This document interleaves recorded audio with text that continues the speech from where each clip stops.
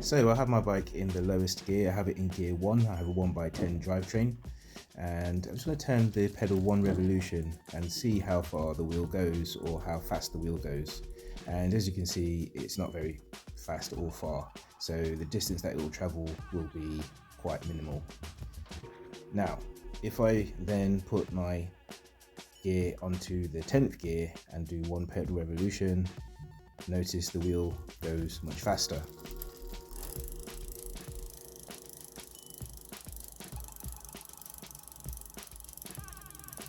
And I needed to use a bit more force to turn the pedal. You may be asking the question, why do you need to know about these things? Why is it important to understand that the wheel travels further if you have it in a smaller cog on your rear cassette? Well, this is something called gear ratio. Okay, we're not applying gear inches yet, but we're talking about the gear ratio. And the gear ratio is the front chainring, or the teeth on your front chainring, and the teeth on the given rear sprocket that you're on a particular gear. So the front chainring teeth divided by the rear sprocket teeth will give you your gear ratio, i.e. the amount of revolutions the rear sprocket will take per 1 revolution of the front chainring.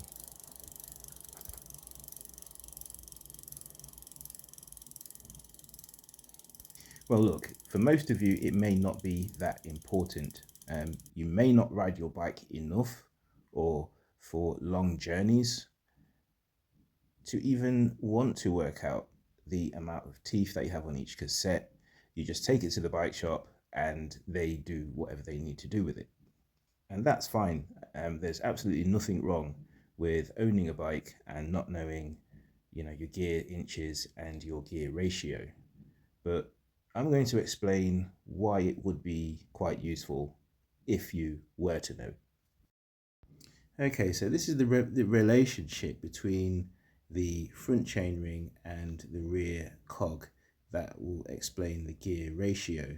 Okay, so the gear ratio is how many times the rear cog will spin per 1 pedal revolution.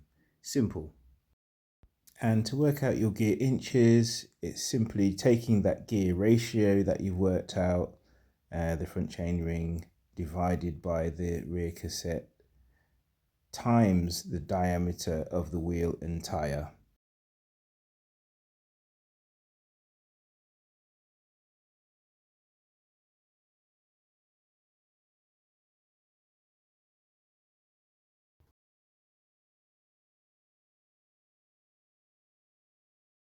So on my bike, I have a 10-speed 11 to 36 cassette at the back and a 34 teeth chainring at the front. This gives me enough gear range and is spinny enough to get me up the hills. Also, I have a good optimal gear, and I have a couple of gears to get me downhill as well. And that is me covered. Yeah. So on my cassette, it's perfect for me at the moment. So if I were to get another bike and I wanted to keep exactly the same type of gearing on that bike, there may be different components on it. There may be a different drivetrain, which would prompt me to do some research into the actual gear ratios and gear inches so that I can get the same ride as I'm getting out of this bike that I have set up for myself, that took me years to determine the gears that I'm actually using right now. So this is a little chart that I've developed from the workings out. So each cog of my cassette, I have the ratio for each of those. So this will determine my gear range, it will determine my optimal gear, and it would enable me to go onto other gear inch calculators to work out things like speed, etc. So I can now utilize this if I want to get a new bike, or I wanted to get a new drivetrain or a new size wheel or a different gear combination. I know that I can use these numbers to determine what drivetrain that I can use and won't use. Okay, so this is nothing new, and I'm just touching the surface of this.